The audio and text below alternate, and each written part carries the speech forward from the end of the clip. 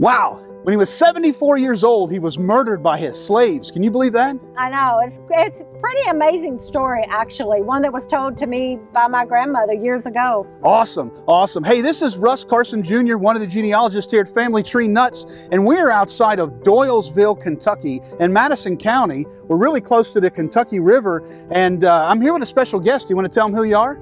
I'm Sue Baber-Castle, and I'm my family's genealogist. Awesome, awesome. And Sue, why did you bring me here to this creek bank out here in the middle of nowhere today?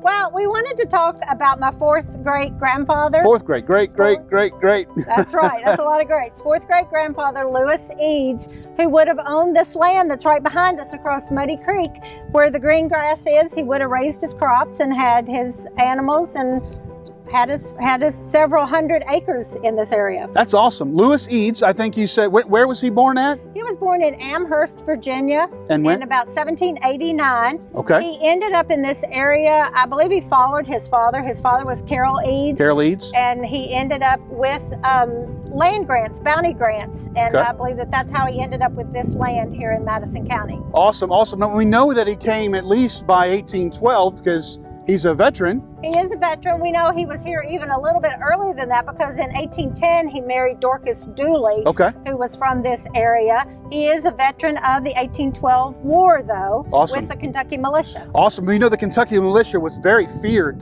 during the War of 1812. The British and the Indians were really afraid of them because they fought like Indians. They did fight like Indians. Men in the backcountry. To survive, that's right. Absolutely, absolutely. So he's born in 1789, moves to Madison County, and then he had quite a big farm. I know you said he had multiple acreage. He did. He owned a lot from the Kentucky River, which we're standing about a mile and a half from.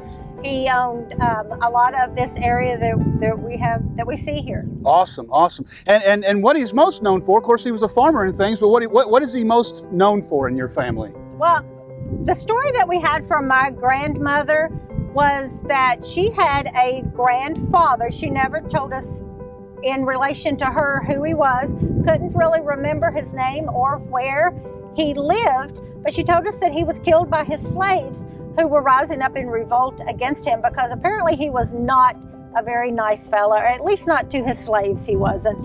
So they came in the middle of the night and they murdered him and his slave. Wow. Oh, wow. I think you said that he carried something with him all the time? He did. He always carried a Bowie knife, and I guess maybe he caught onto that in the War of 1812 or earlier. Sure. Being a survivor, he always carried a Bowie knife with him, and he had it with him the night that he was attacked, and that some of the people who they tracked down had injuries that were knife-related injuries. So apparently he fought back. He's a rascal, I guess, right? Yeah. He wasn't going down easily, Oh, apparently. wow, yeah. Not with a Bowie knife. Right, absolutely. So, and he's 73 years old, and that was during the Civil War, 1863, I think you said. February of 1863. And we know from other stories that this area of Madison County was very the Union Army was highly recruiting slaves at the time. Exactly. To leave and go and fight in the Civil War. So I think you said you don't know that that's what they were doing, but we don't know for a fact, but it stands to reason that maybe that was the situation because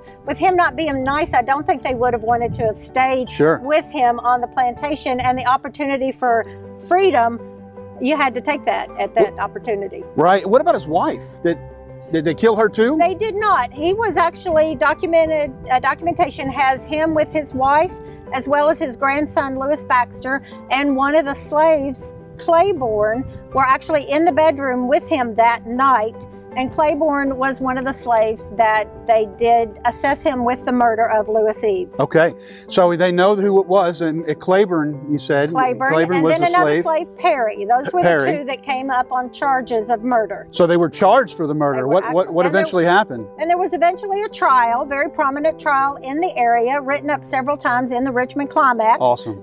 Good documentation of what transpired that night.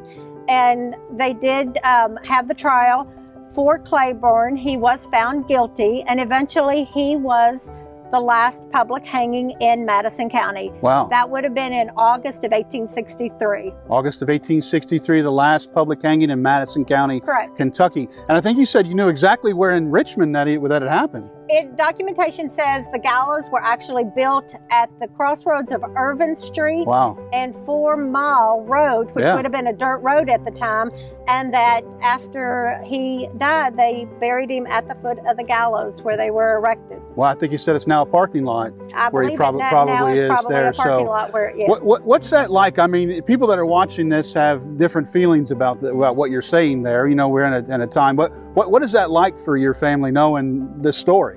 Well, knowing the more details of the story, it was interesting as a child listening, but I didn't know details. Once I found out details, I think I probably sympathized more with Claiborne and Okay. his plight and the slaves. If Lewis wasn't a very good slave owner, wasn't very good to them, I can sympathize with them Right. and wanting to take the chance for freedom Sure. and to fight for a better life for themselves. Right.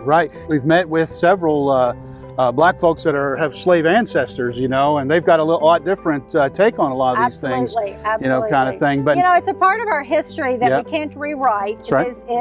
It is what happened. Sure, But thankfully, our country came to the place where they understood that sure. we all are free in this country and have the same opportunities. Right. That's awesome. Awesome story. And what's it like to be at the land, though, that your fourth great-grandfather owned? Over 200 years ago, he was right here. It's pretty surreal to be standing here knowing the history of where he came from and him even fighting for the land that he loved and the families that you know, he married a woman, Dorcas Dooley, who was actually descendant of a John Bush Yeah, that was neighbors to Captain John Smith in Jamestown, Virginia. sure. So it's surreal to know that I can walk some of the land that my ancestors played such a huge part of history. Sure. It's pretty exciting to be here. So let me clarify that. You said you're basically your fourth great-grandmother Correct. is a descendant of the Bush family that lived right next to John Smith during Jamestown. colonial Jamestown, 1607. That's correct. Her mother So- was Elizabeth Bush and Wow. a direct descendant of John Bush. Oh my gosh! So your family has been here. You didn't come through Ellis Island. You guys We came. didn't come through Ellis sev- Island. sev- I have no documented ancestor that came through Ellis Yeah, Island. several centuries ago. That's so correct. you're about That's as American as you can be. That's right. That's So right.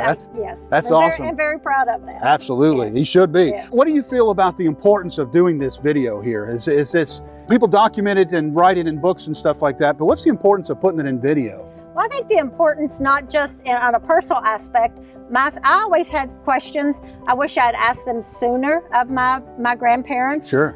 Wish they had talked a little more, but if I'd asked the questions for my future, the generations that come behind, so that they know what the history is, but not just my family, but anybody who's interested in the history of Madison County Yeah, and sure. Kentucky itself. Yep. It's important to be documented so Yeah.